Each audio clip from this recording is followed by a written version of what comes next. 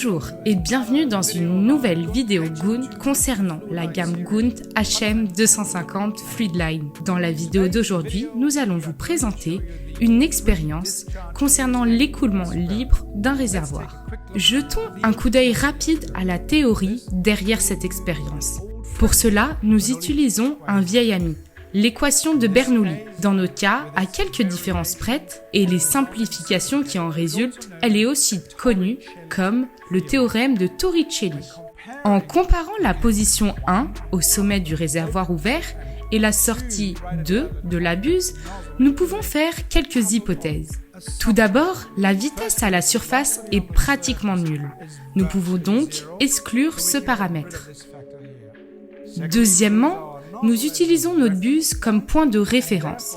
Et donc, dans ce cas, ce paramètre devient également nul. Et, troisièmement, la pression statique et la densité sont identiques entre ces deux points. Ces paramètres de part et d'autre de l'équation de Bernoulli s'annulent donc.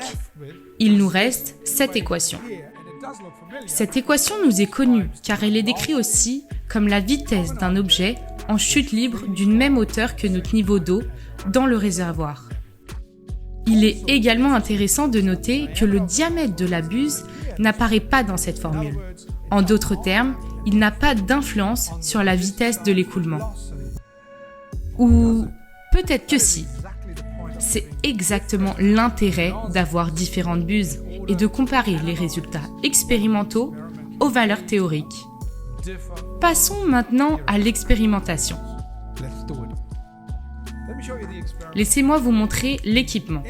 La pompe interne de l'unité de base HM250 est contrôlée en vitesse afin de maintenir un niveau d'eau constant dans le réservoir, qui, à son tour, est mesuré grâce à un capteur de pression statique positionné dans le fond.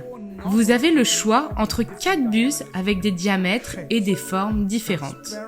La section expérimentale est transparente avec un quadrillage.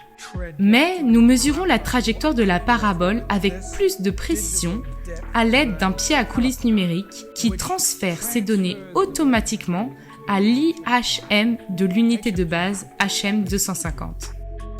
Pour démarrer l'expérience, nous sélectionnons simplement une consigne pour le niveau d'eau, disons 300 mm, puis activons la pompe.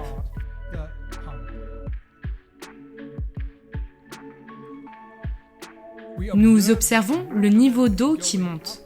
En soi, cela pourrait être déjà aussi une expérience concernant la régulation de niveau. Comme vous pouvez le voir ici, le niveau d'eau s'approche du point de consigne. Après un léger dépassement, il se stabilise sur le point défini. Une fois atteint, nous pouvons commencer nos mesures en ajustant simplement le pied à coulisse numérique pour mesurer la profondeur en différents points. Comme toujours, nous enregistrons les données en appuyant sur le bouton plus de l'écran. Une fois que nous avons fait cela, pour toutes les positions, la courbe parabolique s'affiche ici.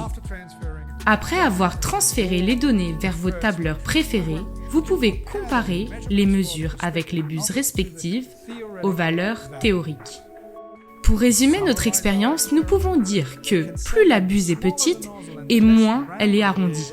Plus la variation entre la valeur mesurée et la valeur théorique est importante. Maintenant, vous pouvez calculer le coefficient de perte de charge avec les buses respectives. Pour des raisons de rapidité de cette vidéo, nous vous renvoyons au manuel pédagogique du HM250. Nous espérons que vous avez apprécié cette vidéo autant que nous avons apprécié la faire pour vous.